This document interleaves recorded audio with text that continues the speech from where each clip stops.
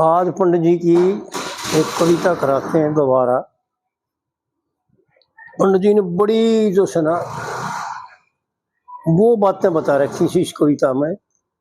अगर आदमी इनको ग्रहण कर लेवे, धारण कर लेवे, तो भगवान के तुल्य हो सकते। और पंडित जी ने कहा भी भाई 39 गुण जिस नर में हो वो ईश्वर के तुल्य हो जा, और पृथ्वी ऊपर भार रहे ना धर्म ठिकाने टो जा। नहीं तो असली तो यह है कि मनुष्य जन्म पा करके इस पृथ्वी पर केवल बोझ सा बोझ, जो हम काम करा है ना अपने लिए, अपना खाने के लिए इकट्ठा करते हैं, अपना धन इकट्ठा करते हैं, अपने लिए जो भी करते हैं ना वो केवल पाप रूप है।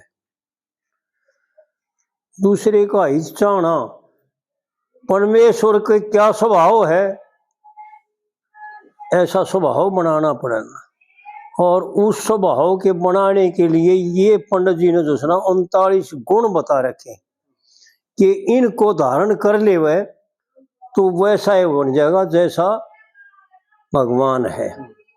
भगवान के स्वभाव से मिलता जुलता स्वभाव बन जाएगा। पहले ये कली में वो बात बता रखी मैंने, पंडित जी सुना दी। एक विद्वान पंडित है, त्रिपाठी ने भी सुनाई थी।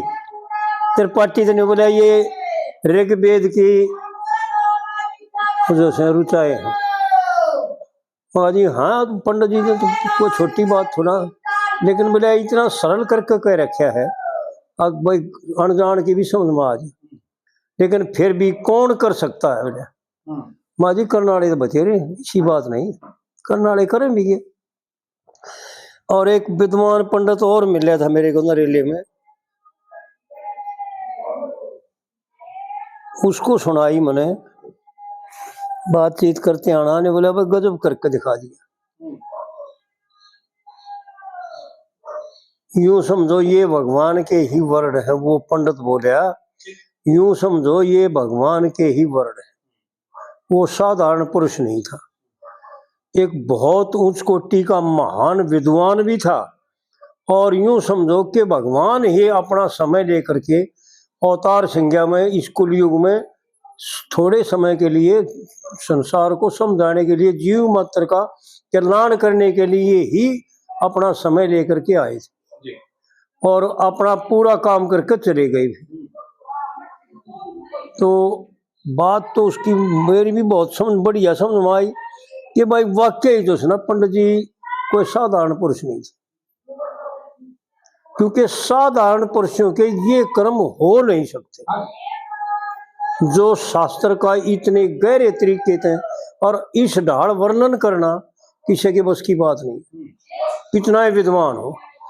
देखो कितने महात्मा जो है ना सत्संग करते हैं, प्रवचन करते हैं, लेकिन यो तरीका उन द्वारा भी नहीं, इतना सरल करके समझाना और वो खोल करके वो बातें कहना जो शास्त्रों में कई पेजों पे है, वो एक कली में एक लाइन में पूरी कर रखी। पहले ये कली में बता, असल में तो टेक है।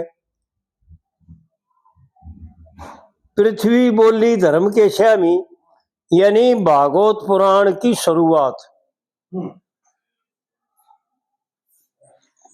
भागवत पुराण में शुरू होती है, जब भागवत शुरू करता है वेद व्यास जी, तो पृथ्वी का और धर्म का संवाद है जी। धर्म जो है ना वृद्धावस्था में हो जाए, हर पृथ्वी युवा अवस्था में हो जाए। तो आड़ दुखी होकर के जो है ना पंडित जी ने बड़े अपनी तरफ से जो है ना कविता यानी कवियों के ढंग से, पृथ्वी ने तो नहीं कहा, उसके भागवत पुराण में तो ऐसा नहीं कहा कि भाई तेरे 3-4 चरण थे, तेरे 3-6 हो गए, लेकिन नारद ऋषि के आगे वर्णन करती है पृथ्वी। जो नारद ऋषि पूछता है कि हे बुढ़िया तू इतनी घूमता, तू इतनी दुखी क्यों है, और ये तेरे जो है ना तेरे पुत्र तो वृद्ध हो रहे दोनों और तू युवा है, यह बात के क्यों हो रही है ऐसा। तो जब पृथ्वी नारद ऋषि का आगे बताती है, वहां का पंडित जी जो ना वर्णन करते हैं जी। पृथ्वी बोली धर्म के श्यामी, 4 चरण थे तेरे, और 3 चरण तेरे 6 हो गए, कि बाकी रह गया मेरे। क्योंकि सारा संसार और पूरी पृथ्वी अंतरिक्ष धर्म पे ही स्थित है। जहां धर्म है वहां परमात्मा है, और जहां परमात्मा है वहां सद्भावना और आनंद ही आनंद है जी।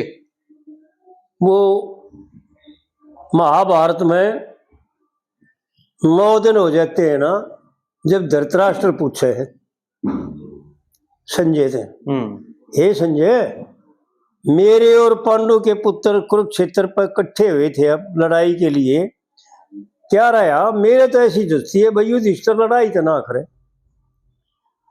क्या युधिष्ठिर छोड़ के चला गया? क्या रहा भाई? तो 9वें दिन भीष्म पितामह गिर जाते हैं सरसैया पर। और जब धृतराष्ट्र जो है ना संजय से पूछता है, तो उन्हें संजय उत्तर देता है कि हे राजन, वहां तो लड़ाई हो रही है, आज 9वां दिन हो गया और भीष्म पितामह गिर चुके सरसैया पर। तो धृतराष्ट्र का जो है ना भीष्म पितामह गिरे की सुन करके बड़ा धक्का लगता है, क्योंकि बहुत बलवान महारथी थे, उसका गढ़ने वाला तो परिश्रम भी नहीं अड़े थे उसका। बिल्कुल बिल्कुल। वो भी थका दिए थे, छका दिए थे। इनकी तो वस्तु क्या थी? तो धृतराष्ट्र प्रश्न पूछता है संजय से कि हे संजय, क्या ऐसा हुआ कि मेरे पितामह भीष्म गिर गए सरसैया पे, तो इसका मतलब क्या मेरे पुत्र हारेंगे, पांडु के पुत्र युधिष्ठिर जीतेगा? तो वहां पर संजय उत्तर देता है कि महाराज ये तो मैंने पता नहीं कौन जीतेगा और कौन हारेगा, लेकिन मेरा एक अपना अनुभव है और एक निश्चय है मेरा।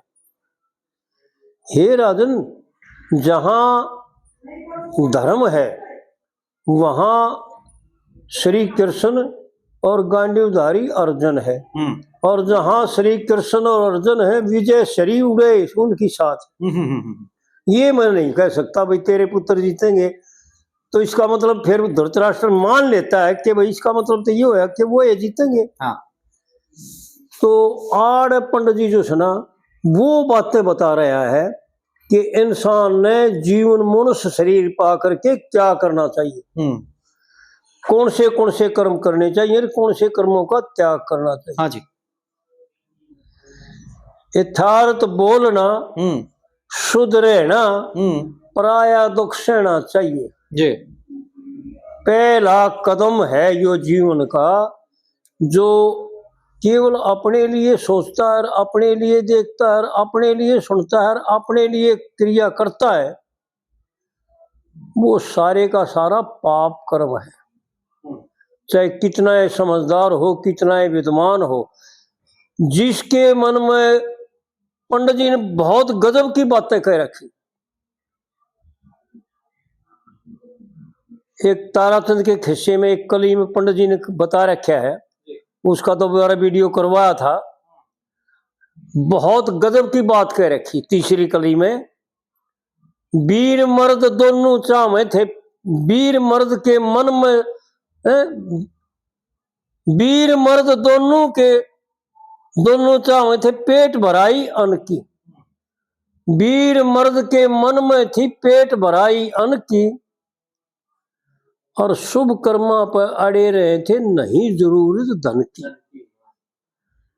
जो इतना सोचता है कि भाई तान बाज जाए उतना ही बहुत है, क्योंकि ये कर्म जो है ना ऐसे हैं कि केवल भी हित कर्म को छोड़ करके और सारे के सारे पाप कर्म हैं। जो विहित कर्म है ना, जैसे स्रोत समारत, पंडित जी ने वो बातें खोल के बता रखी हैं कि आदमी अगर समझ लेना और उनको अच्छी तरह से धारण कर ले तो पापों से बच सकता है, नहीं तो पापों से बचना बड़ा कठिन है। एक पंडित जी ने उसमें नौटंकी में बता रखी है कली में पहले ये कलीम बता रखी है, कहीं भले की बुरा मानगी रमज नहीं जानी, और एक बार ना 100 बार बता मन लुच्ची कर कहानी। तेरे कहने से क्या फर्क पड़ जाएगा? क्या फिर क्यों भाई ऐसी क्या बात कही इतने रमज की? कौन सी रमज है? तो आर्डर रमज बताती हैं कि महारा कुड्डा थारे तो कुछ नरम बताया से, और ब्राह्मण अक्षत्री वह शूद्र का धर्म बताया से, और मनुष्य ने भक्ति भाव भजन तप परम बताया से। क्या बात पंडित जी ने वो बात कह रखी है जो शास्त्रों का निचोड़ करके, और मुख्य बात एक और कह रखी है, मनुष्य ने भक्ति भाव पर भजन तप परम बताया से, और पितर ऋषि देवता ऋण तारण का कर्म बताया से। यानी ये मैंने कई विद्वान पंडितों से प्रश्न किया तो उनका मथन यो और उनका कथन यो है था कि भाई पंडित जी ने जो बता रखा है ना, इसमें कोई छेड़ नहीं रह रही। केवल कर्म उसके लिए किया जाता है जो अपने 5 ऋण तारने हैं, और ये 5 ऋण जो पंडित जी ने गिना रखे हैं ना, पितर ऋषि देवताओं का ऋण तारण का कर्म बताया। कर्म केवल इसलिए कि भाई किन किन कर्मों से जो ये 500 ऋण उतर जाए। 5 ऋण होते हैं जीव पे, और जन्म लेता है ना मनुष्य शरीर लेता है, जब ये इसके साथ इनका कर्जा लेगा हुआ, इनकी गवाही से इनकी मदद से ये मनुष्य शरीर मिल रहा है, और इनका कर्ज तारना बहुत जरूरी है। गृहस्थ आश्रम पंडित जी ने गजब की बातें बता रखी। पुत्र बिना मुक्ति ना होती, चाहे हो गृहस्थी ने ज्ञान क्यों ना होती भाई। कि जिसके पितर तिरपत नहीं होते ना, जिसके पितरों का कर्ज नहीं उतरता ना, वो उसको मोक्ष नहीं मिलती।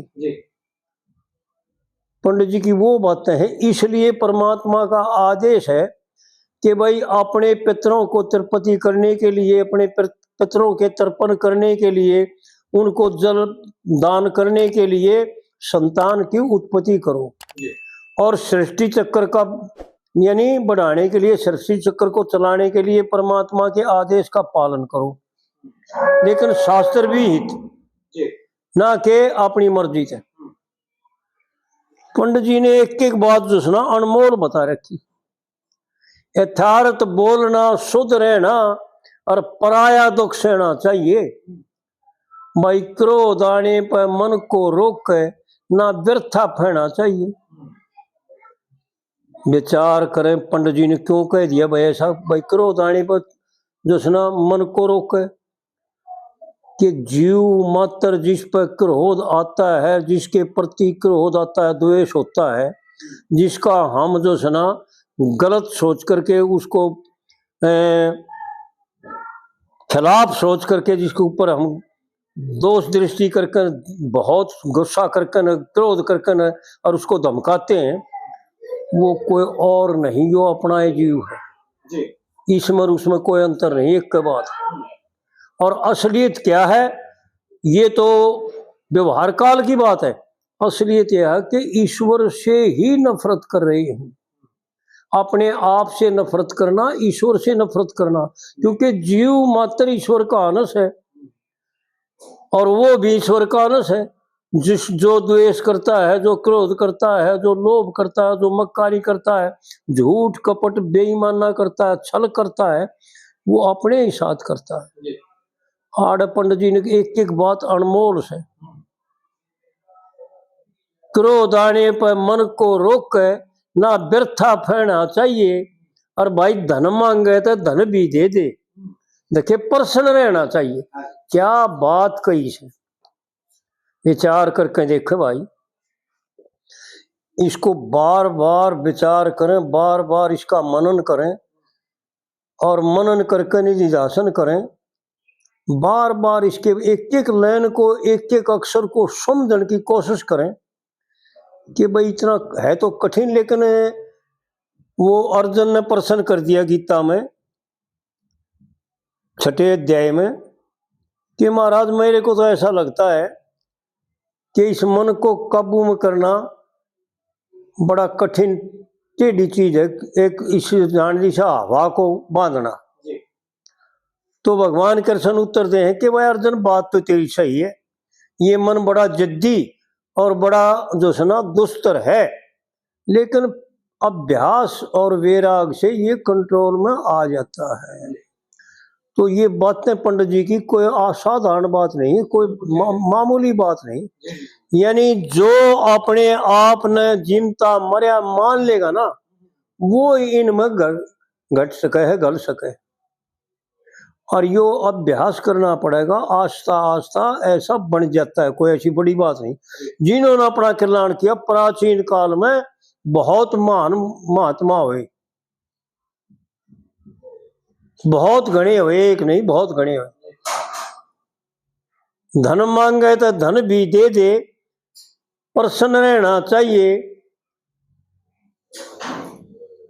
और किसे ते टेढ़ा ना बतलावे, देखिए निश्चल कहना चाहिए। एक एक बात, एक एक लाइन, एक एक अक्षर वो है जो ब्रह्म ज्ञान का हुआ करे।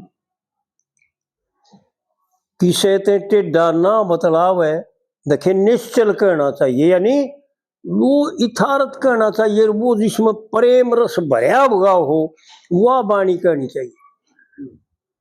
अगले का हित हो, जिसमें आपने चाहे दुखी पाना पड़े, लेकिन वो बातें कहनी चाहिए। उसको रास्ते पे ले आया जाए कल्याण करने के लिए, उसको बहुत प्रेम करने की जरूरत पड़ेगी, ना कि क्रोध करने की जरूरत पड़ेगी।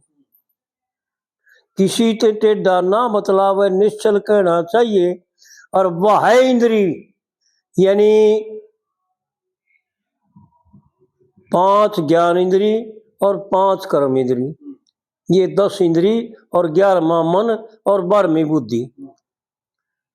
वह इंद्री भी निश्चल करना, निश्चल रखना वेद शास्त्र तेरे, यानी यही वेदों का उपदेश को हो, या वेदों का वाखान को हो, या ऋषियों की वाणी को हो, या ऋषियों के प्रवचन को हो।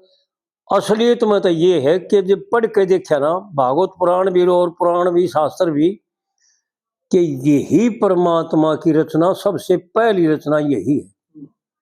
यज्ञ रचे परमात्मा ने, और यज्ञ के लिए जो है ना उद्गाता और होता और आचार्य और ब्रह्मा, ये ब्राह्मण रचे। जरूरत के लिए ब्राह्मण रचे, क्योंकि यज्ञ स्वरूप परमात्मा का है, और परमात्मा को सामर्थ्य रखने के लिए, पूजा पाठ करने के लिए, जीव मात्र को दिखाने के लिए, उनको जनाने के लिए, इसलिए ब्राह्मणों की जरूरत पड़ी थी। क्योंकि ब्राह्मण का कर्म जो है ना, वो सबसे टेढ़ा, लो के चने चाप सके आदमी जी जी, लेकिन ब्राह्मण का कर्म करना बहुत टेढ़ी चीज है। असलियत में इस कलयुग में तो कोई नहीं, मैंने कई ब्राह्मणों से बात करके देख ली जो विद्वान ब्राह्मण है, और यो मेरे पास तो त्रिपाठी से बैठे हैं, आपने जानो है। हाँ जी, हाँ जी। कई ब्राह्मण यूं स्वीकार करते हैं, मैं जब नहीं कहते पंडित जी इसका मतलब तो फिर यो होया। अब जो शास्त्रों का वर्णन है, जो प्राचीन के ब्राह्मणों का व्यवहार है, उनने जैसा बरत के दिखाया, जैसा करके दिखाया जी, उसने देखे तो फिर चारों वर्ण शूद्र हैं। तो एक ब्राह्मण है सदानंद, है तो यूपी साइड का हो, पर विद्वान बहुत है नरेंद्र जी जी, घर बना रहे। उसने बताया कि भाई महाराज इस वक्त जो है ना एक वर्ण है, 3 वर्ण खत्म हो गए थे। सबसे पहले ब्राह्मण खत्म हुए, उसने बताया जी। और जिस देश के आचार्य खत्म हो जाते हैं ना, उस देश का पतन होता है। बिल्कुल बिल्कुल। ये बात उसने बताई और विवृत पुराण की बताई और मार्कंडे पुराण में भी बताया उसने जी। और बोले फिर ब्राह्मण खत्म हो गए, क्योंकि ब्राह्मणों का सहारा ही अक्षत्रिय रहता था। अक्षत्रिय की जीविका ब्राह्मण के हाथ में थी जी। ऐसा बताया उसने, दिखा भी मेरे को कई पुराणों में कि एक एक राजा का 100 ब्राह्मण रखा करता रहा। हाँ जी, हाँ जी। और उनसे जो है ना एक एक कदम सूंघ सूंघ करके उनसे पूछ पूछ करके यूं कराया करता, भाई यो काम ऐसे क्या कैसे होगा, यो काम कर, यानी चोर को सजा देना भी उन ब्राह्मणों से पूछ करके इसकी कितनी सजा देनी है जी, कौन सी सजा देनी है। और धर्म नीति सब ब्राह्मणों से एक एक राजा का 100 ब्राह्मण रहा करते बताया उसने। सबसे पहले ब्राह्मण मरे, फिर क्षत्रिय अपने आप मर गए, क्योंकि ब्राह्मणों के बिना ब्राह्मणों ही से उत्पन्न हुए थे और ब्राह्मण ना रहे था क्षत्रिय भी खत्म हो गए। बिल्कुल बिल्कुल।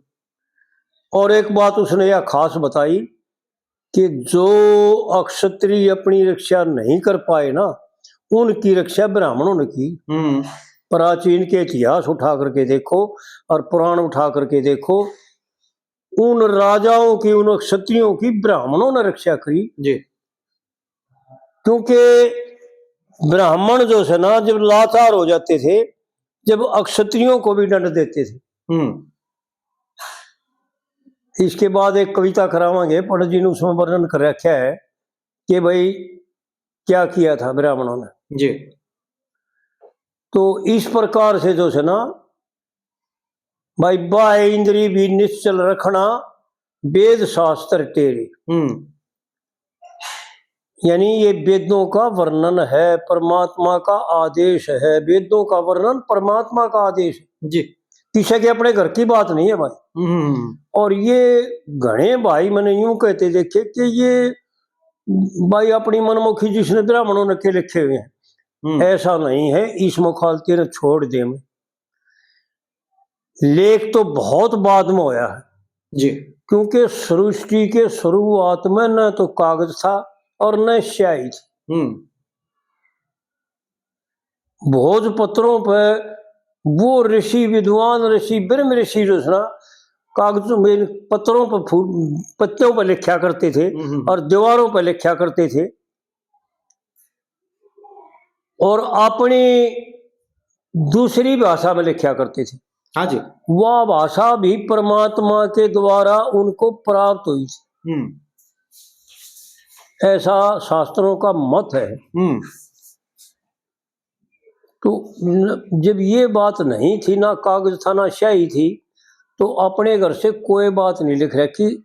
ऐसा आता है भागवत पुराण में तो कई जगह आता है और पुराणों में भी शास्त्रों ऊंचे शास्त्रों में आता है, श्रुति और स्मृतियों में भी आता है जी कि ब्रह्म विद्या बोली भगवान बोले ऋषियों से कि हे ऋषियों, मैं तुम्हारे पास आऊं, तुम्हारे को वो ज्ञान दूं, वो विद्या दूं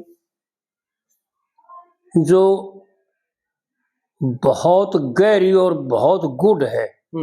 लेकिन वो विद्या में आपने जब दूं जब आप उसके साथ ऐसा व्यवहार करो जैसे माँ बाप अपनी लड़की की शादी यथार्थ योग्य वर देख करके देते हैं ना अपनी लड़की। हाँ जी। उसी प्रकार तुम भी अधिकारी के प्रति उपदेश करो उस ब्रह्म विद्या का, तो मैं तुम्हारे पास आऊं।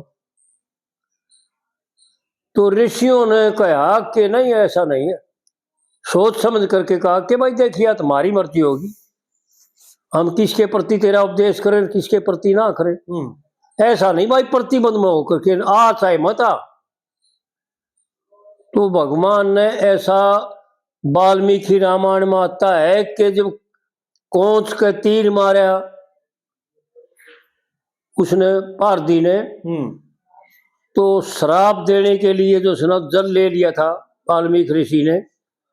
जब ब्रह्मा भगवान का आदेश होया कि ऐसा नहीं भाई, ये भी जीव मैं ही हूं, तो वहां पर ऐसा बताते हैं कि 4 श्लोकों में तो रामायण का निर्देश होया भगवान के द्वारा।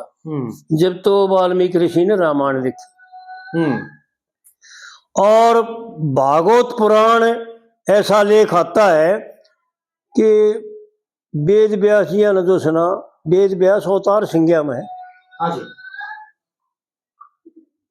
जब वेद लिख दिए, चार उपवेद भी लिख दिए, गीता भी लिख दी, महाभारत 5वां वेद भी लिख दिया, लेकिन फिर भी संतुष्टि नहीं हुई कि भाई जीवों की समझ में आना बड़ा मुश्किल है।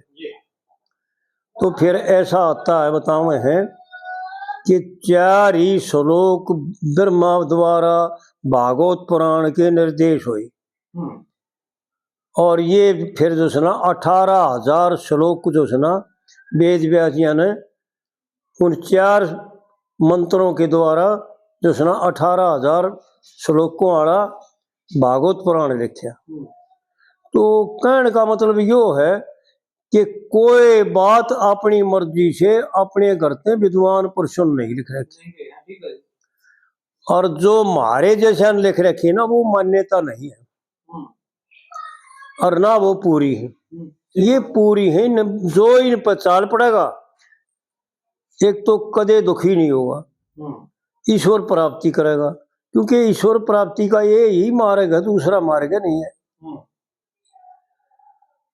और पंडित जी ने जो सुना दूसरी कली में वो बात बता रखी है कि इंसान की समझ में आ जा और उस पर निश्चल हो जा तो कल्याण ही कल्याण है। बहुत बेहतरीन बातें हैं पंडित जी की। दूसरी कली में बताया है जो अपने धर्म पर आरूढ़ रहे। देख भाई, यानी विचार करके देखो कि जितने भी मित्र शत्रु जो हमने खड़े करे हैं, ये हमने खड़े करे हैं अपने व्यवहार के द्वारा, अपनी वाणी के द्वारा, अपनी दृष्टि के द्वारा, अपने बर्ताव के द्वारा। नहीं तो ना कोई शत्रु तो कोई था ही नहीं जी। फिर भी यार पंडित जी वो बात बताना चाहते हैं कि अगर द्वेष भाव को छोड़ देवे तो केवल प्रेम प्रेम और केवल मैं रह जाएगा, तेरापन खत्म हो जाएगा, एक रह जाएगा, एक हो जाओगे, दूसरा कोई भाषेगा नहीं। बड़ी गहरी बात है यार। जो अपने धर्म पर आरूढ़ रहे उसने शत्रु मित्र सब मान है। और भाई देख है तो करड़ी बात, पर एक बार करके देख एक बार जो करके देख लेगा ऐसा स्वभाव बन जाएगा, आदत बन जाती है हमारी। जैसे हम ई खोटे कर्म को विषयों को त्याग नहीं सकते ना, उनसे दूर रह नहीं सकते ना, कितनी गहरी आदत बन गई। एक उदाहरण दिया करो जमींदार का कि भाई जैसे गाड़ी की लीक गहरी हो जाना, जब बुढ़ता तो पट है ना गाड़ी, फिर न्यारी लीक पड़ना चाहो तो पट है ना, क्योंकि लीक घनी गहरी डूंगी होगी और पहिया चढ़ रहे ना फिर उसमें। इसी प्रकार जो है ना बार बार कितने जन्म लेकर के बार बार इन्हीं में मरते, इन्हीं में बीमार पड़ते, इन्हीं में दुखी होते रहते हैं, लेकिन इनका त्याग नहीं बनता। जो अपने धर्म पे आरूढ़ रहे उसने शत्रु मित्र सब माने और पराये अपराध ने आप ओट ले, हानि लाभ ने भी एक के जाने। ये से असली बात भाई। अगर ईश्वर बनना है, परमात्मा बनना है तो इन गुणों के द्वारा बनेगा। ऐसा व्यवहार करना पड़ेगा एक दूसरे के साथ जी। अगर ऐसा व्यवहार नहीं तो पाप कर्म है। ये भी साथ की साथ बात है।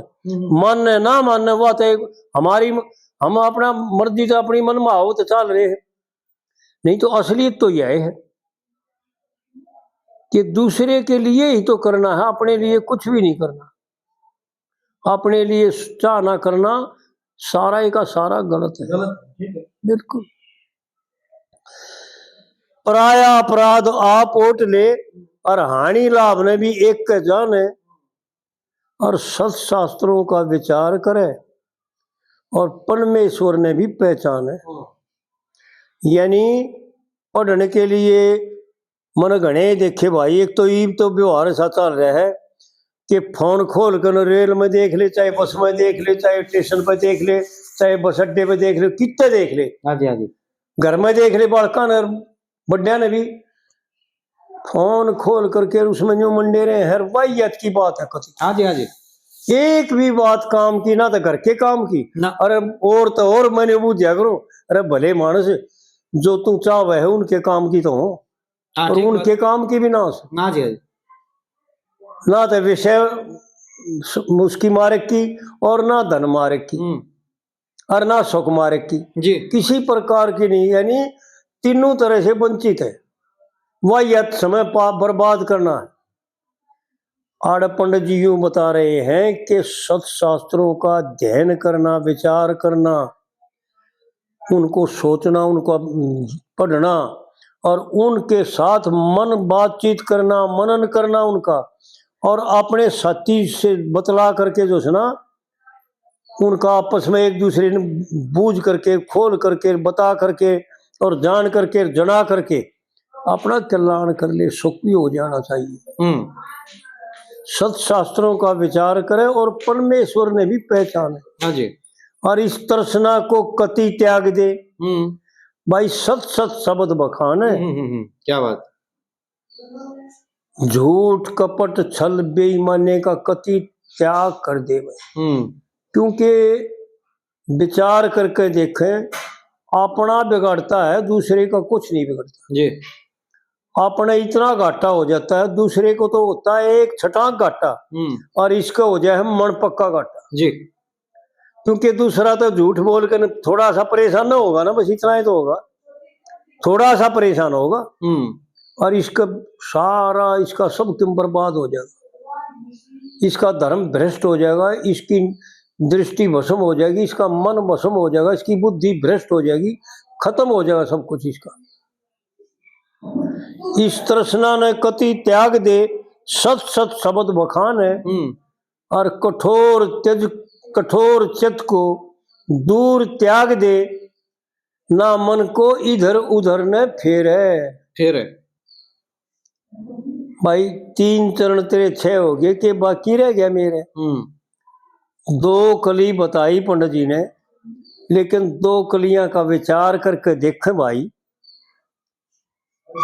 वो बातें हैं जिन बातों ने अगर धारण कर ले वहां, तो सारा संसार जो है ना चरणों में पड़ेगा। बिल्कुल बिल्कुल, बहुत उच्च कोटि की बातें हैं। और तीसरी कली में पंडित जी ने वो बातें कह रखी हैं जो यानी इश्क किसी प्रकार भी बाहर की कोई आंच नहीं आवे, और सबका कल्याण करने में यो सामर्थ्य हो जाएगा, इसमें इतनी शक्ति आ जाएगी,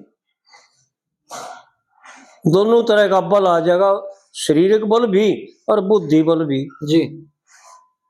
बुद्धि प्रकाश और विजय सरलता, यूं सब एक ठिकाना, और सज्जन शक्ति पराक्रम बल दे से नहीं डिगाना। ये ऑटोमेटिक आ जाएंगे इसके अंदर। और भोग भोगना गंभीर रहना, ना चंचलता दिखलाना, ऐसा है ना जी जी। भोग भोगना गंभीर रहना, ना चंचलता दिखाना, और जिसमें सुविधा ऐसा जन्म हो, उसी रास्ते जाना। और प्रतिष्ठा के कर्म करे, विचार करें प्रतिष्ठा क्या होता है, विचार करके देख। वो कर्म करे जिन कर्मों में किसी को किसी प्रकार की तकलीफ ना हो, प्रसन्न केवल जीव मात्र प्रसन्न हो जी, सबका आनंद आवे, सबका शांति हो, सबको सुख मिले, उसको प्रतिष्ठा कहते हैं। परिपक्व कर्म करे, यानी जो शास्त्रों के द्वारा नियत किए हुए हैं ना, उन कर्मों को करे जी सच्चे मन से। प्रतिष्ठा के कर्म करे, अभिमान त्याग सुख हेरे। सुख हेरे, सुख हे रहा, हम्म, 3 चरण तेरे 6 हो गए के बाकी रह गया मेरा। मेरा, हाँ जी, यानी अभिमान का त्याग। रामायण में एक चौपाई आती है, मान से ज्ञान पान से लाजा और संग से यति कुमंतर राजा। हाँ जी, हाँ जी, जहां मान होता है, अहंकार होता है, जहां घमंड होता है ना, वहां कुछ भी नहीं होता। बिल्कुल, ये याद रखें, 5 बात है ये। जहां अहंकार है वहां तक किसी प्रकार की ताकत नहीं रहती, हम्म, कोई समझ नहीं रहती, उसकी बुद्धि जो है ना एकदम मंद हो जाती है, भ्रष्ट हो जाती है। जी, क्रोध आया ना, कामेत क्रोध विजायते,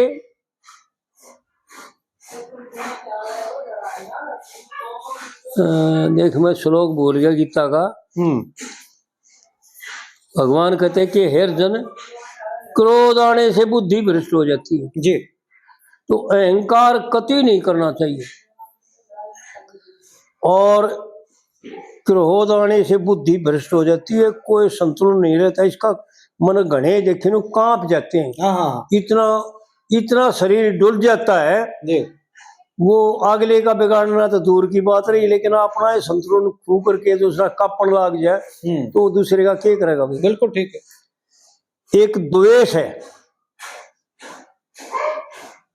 द्वेष रूपी अग्नि जो है ना, इसको भीतरे भीतर राख बना देती, इसकी भस्म करके देती, इसकी सारी ताकत को, सारे संतुलन को, इसके सारे पुर्जों को, इसके सारी सब त्याएं को जो है ना, सोचन शक्ति को, सब त्याएं का भस्म कर कर राख बना देती। कभी भी नहीं करो जो है ना, द्वेष करने की तो बिल्कुल जरूरत नहीं। बिल्कुल, और तीसरा चौथा है राग। जैसे क्रोध तो गर्म आग है, जैसे बढ़ती आग में कोई हाथ देगा या शरीर का कोई हिस्सा देगा या कोई लकड़ी गिरेगा या कोई भी वस्तु गिरेगा, वो जल करके खाक हो जाएगी जी। इसी प्रकार तक क्रोध जो है ना, द्वेष है, इसको भस्म कर देता है। इसी प्रकार जो है ना, राग जो है ना, वो ठंडी आग है। जैसे बर्फ ने कितने बांधे जड़ा शरीर पर, कितने धर दे, 10 मिनट भी ना उठे, और 10 मिनट रहेगी तो जड़ा देगी, गड़ा देगी, खाल खत्म कर देगी।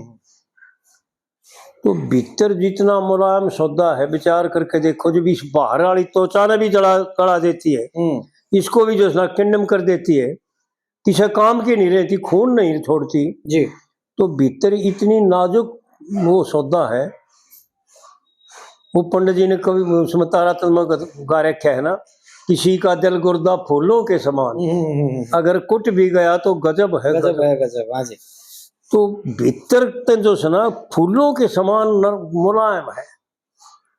और यह ठंडी राग वाली जो आग है ना, या जिसमें राग है, जिस वस्तु में राग है, वह वस्तु प्राप्त होने से पहले इसका बिल्कुल खत्मा कर देती जी।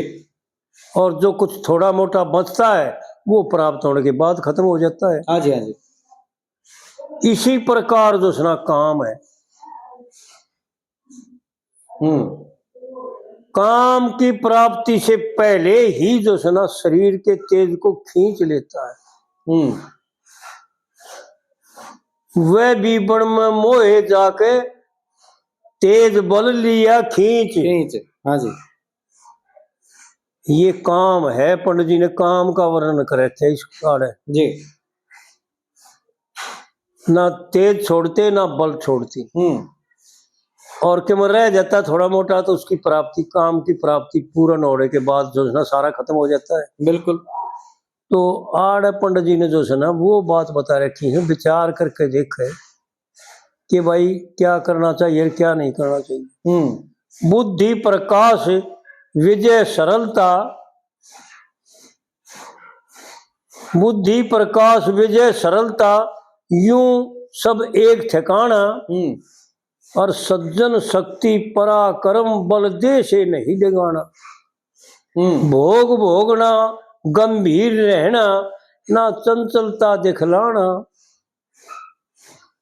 और जिससे सुविधा ऐस जन्म हो, हाँ जी, उसे रास्ते जाना, जाना। और प्रतिष्ठा के कर्म करे, अभिमान त्याग दुख सुख हेरा, सुख हेरे, सुख हेरा। भाई 3 चरण तेरे 6 हो गए, के बाकी रह गया मेरा। हाँ जी, और फिर चौथी कली जो सुना पंडित जी ने जी, वह बताई कि भाई फिर इतनी होने के बाद एक एक कली का उत्तर प्रश्न है, एक एक लाइन का भी उत्तर प्रश्न है कि किसके बाद क्या करना भाई, किसके बाद क्या करे भाई, जी, यो हो जाएगा तो भाई फिर क्या होगा भाई, फिर क्या करूं। बड़ा पंडित जी का जो सुना विचार और गुण जो सुना भाई, मन ने तो अपने जीवन में जो सुना इस 90 साल के जीवन में ऐसा खुलासा करने वाला कोई और विद्वान मिला नहीं। बहुत महात्माओं के दर्शन करे, यानी बहुत ही महात्मा देखे और बहुत महात्माओं के प्रवचन सुने, लेकिन इतना सरल और इतना खुलासा किसी के बस का नहीं। ठीक बात। बहुत सीधा पाद रख रखा। चौथी कली में यूं बतावे है कि जग में यथार्थ बरतना,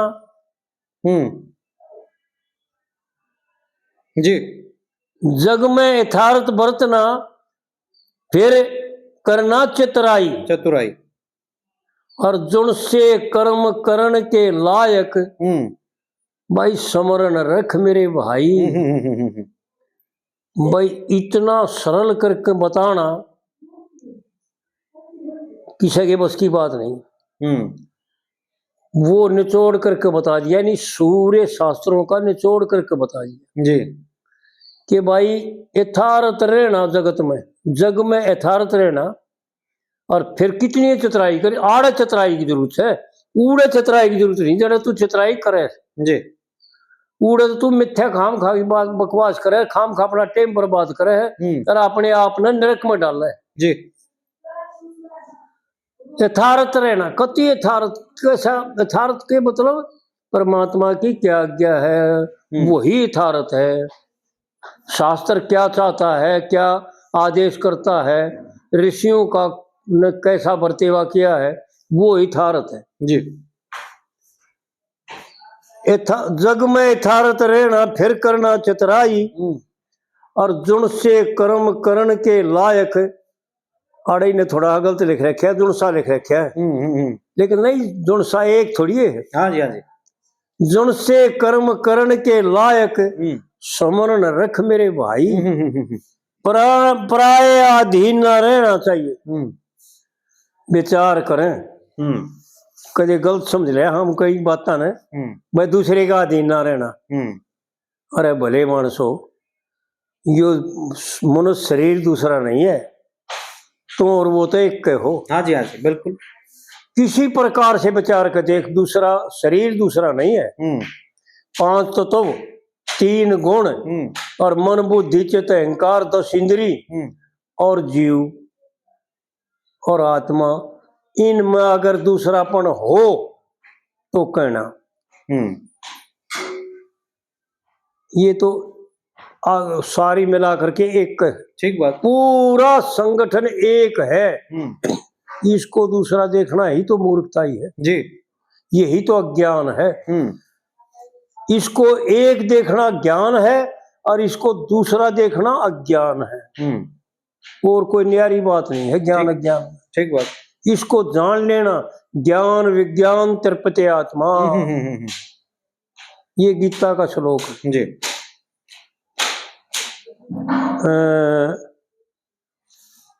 क्या बताया था?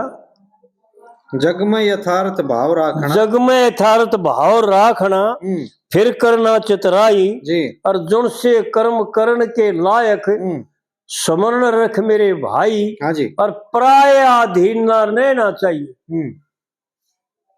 करो क्रिया पंडित जी ने जो सुना वो बातें बता रखी है कि प्राय अधीन किसका अधीन है, विचार करें। जानते सब है पर फिर भी बता दें थोड़ा भाइयों ने बस पराये काम, क्रोध, लोभ, मोह, मद, मान, जी। विषय वासना और धन संग्रह करना और इनका जो सुना अधीन होना ही पराये अधीन है, क्योंकि ये पराये हैं। बिल्कुल बिल्कुल बिल्कुल जी, ये हैं पराये। पराया किसे कहते हैं? पराया उसे कहते हैं जो आज से कल ना रहेगा। क्योंकि मेहमान कभी सदा सदा के लिए किसी का रुक क्या नहीं करते। आज आया तो तड़के न रोक लेगा, तू परसों चले जाएगा, ठीक बात। बस गणित गणा तो एक का दिन रोकेगा। और हमारे शास्त्रों का और हमारे ऋषियों का वर्णन है कि 4 ही दिन की तो चांदनी है, फिर तो अंधेरी रात है। 4 दिन की चमक है। यो जो पराया है यो 4 दिन का मेहमान होता है।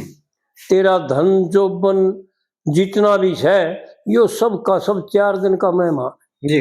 ऐसा संतों का और शास्त्रों का और बड़ों का मथन है जी और कथन है। तो आड़ पंडित जी यूं बतावे है कि पराये अधीन न रहना चाहिए, करो क्रिया कर्म सच्चाई। सच्चाई जी। क्रिया करो लेकिन निहित क्रिया करो, जो सच्ची क्रिया है वो करो, जिनमें कोई दोष नहीं, कोई दूसरे का भला हो ना, वो करो क्रिया। अपने लिए करना पाप है। दूसरे अध्याय में अर्जुन बताता है, अर्जुन को भगवान कृष्ण, हे अर्जुन, जो अपने लिए पकाते हैं, पर उड़े यज्ञों का जिक्र करते हैं कि यज्ञ भगवान प्रसन्न होता है यज्ञों से, और जब भगवान प्रसन्न होता है तो यज्ञों से वृष्टि होती है, और वृष्टि से अन्न उत्पन्न होता है, और अन्न से जिसना जीव उत्पन्न होता है, और जीव की तृप्ति होती है, जीव मात्र की सुखी होता है जी। तो तुम यज्ञ करो। और फिर आड़े यूं बताया कि भाई तुम यज्ञ से देवताओं की उन्नति करो, और हे अर्जुन, वो देवता तुम्हारे को बिना मांगे वो फल देंगे, वो भोग देंगे जिनसे तुम तृप्त हो जाओ जी। तो आड़ पंडित जी यूं बता रहे कि क्रिया तो करो, कौन सी क्रिया है कर्म की, इसको पहले जान लो।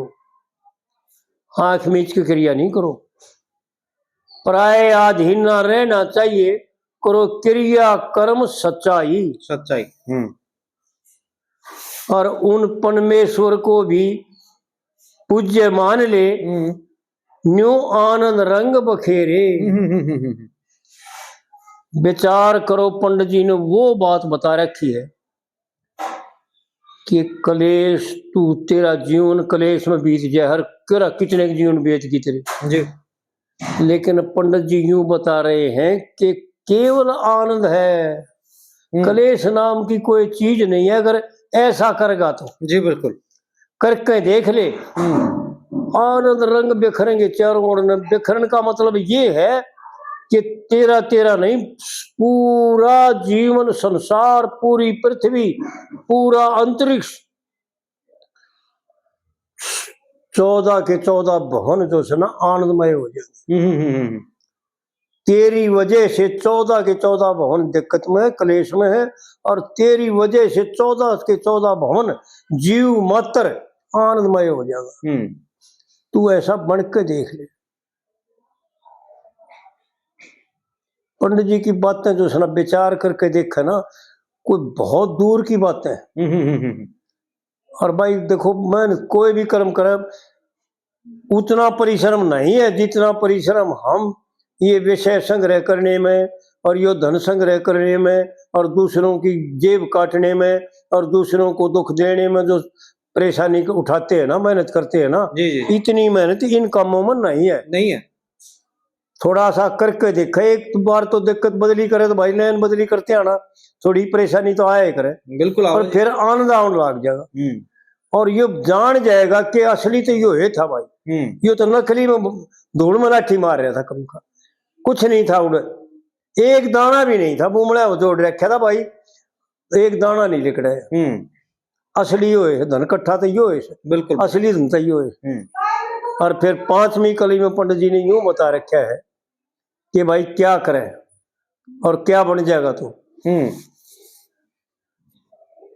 39 गुण जिस नर में हो, वो ईश्वर के तुल हो जा।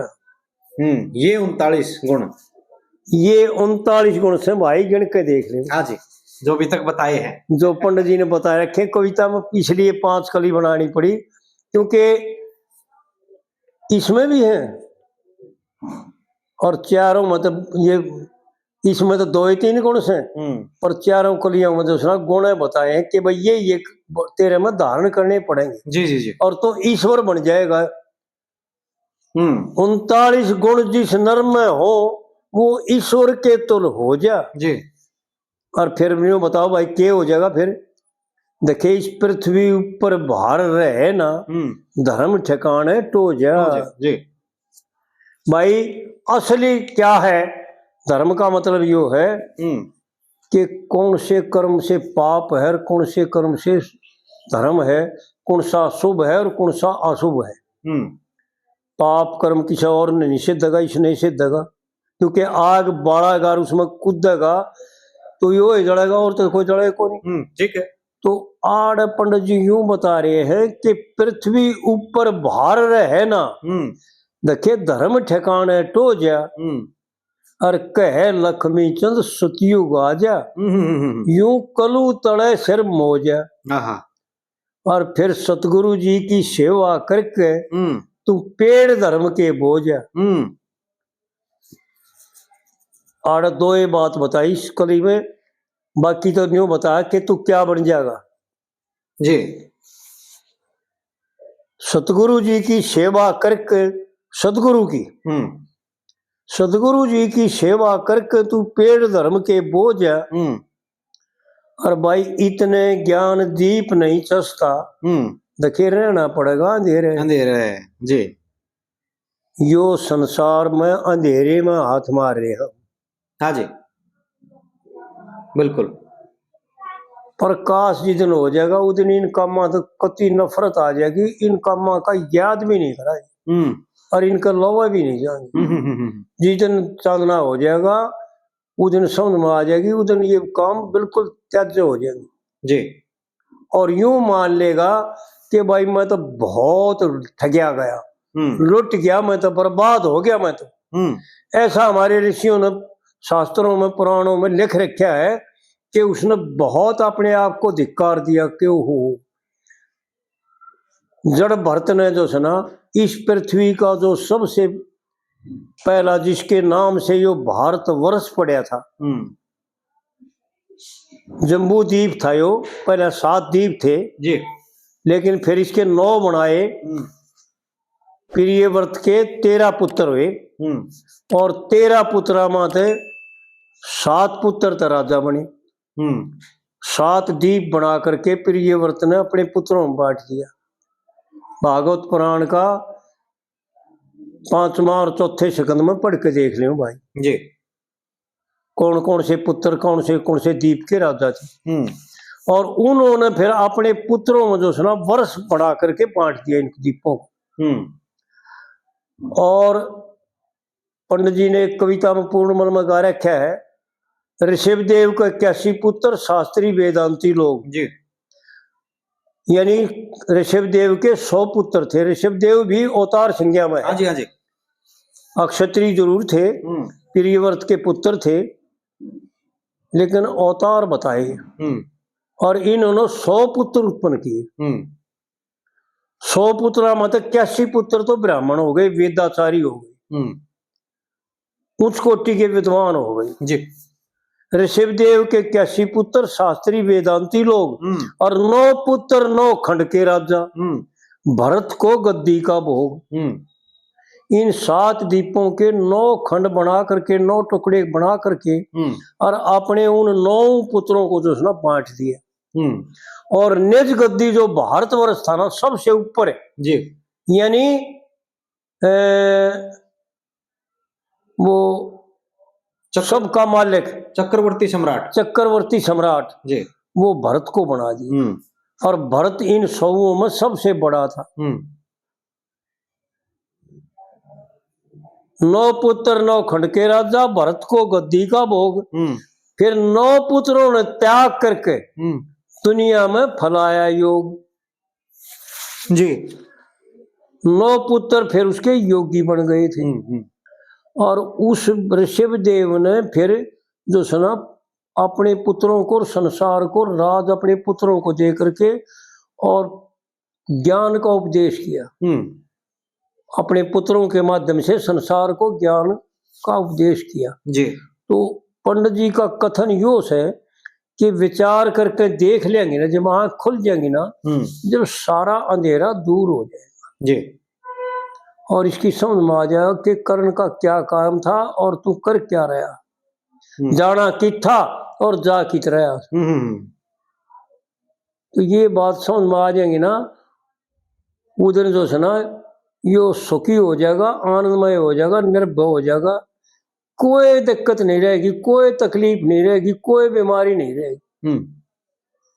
इस प्रकार से जो है ना विचार करके न पंडित जी की इस कविता को अच्छी तरह से विचार करे। हमने तो बताई मोटी मोटी बात, भाई जिसे आओ थी उसी बता दी। जी जी। नहीं तो विद्वानता का कोई अंत नहीं है। हाँ हाँ हाँ। ज्ञान का और विद्वानता का कोई अंत नहीं है। वकालत जैसे बेअंत है ना, इसी प्रकार ज्ञान भी अंत है। कितना उधेड़ोगे जितना उधड़ता चलेगा।